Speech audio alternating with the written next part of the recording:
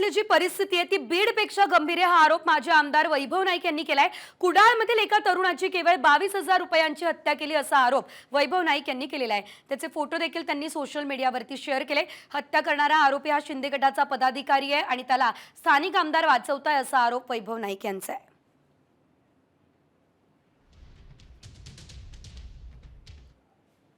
बीडपेक्षा सिंधुदुर्ग जिल्ह्यामध्ये दहशतीची मोठी परिस्थिती निर्माण आणि कायदा सुव्यवस्थेचा पूर्णपणे बोजवारा उडलेला आहे।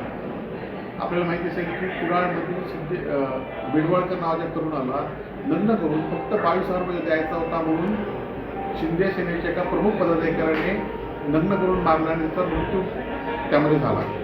आणि ह्याचा खरं तर सिद्धेश शिरसाट आहे, त्याचे अनेक लोकांशी संबंध शिंदे गटाशी आहेत, त्याचे बॅनर कालपर्यंत होते आणि त्याला वाचवण्यासाठी तिथले स्थानिक आमदार अनेक पदाधिकाऱ्यांनी जिल्हा पोलिसांना किंवा जिल्ह्यातल्या प्रमुख पोलिसांना फोन केलेले आहेत।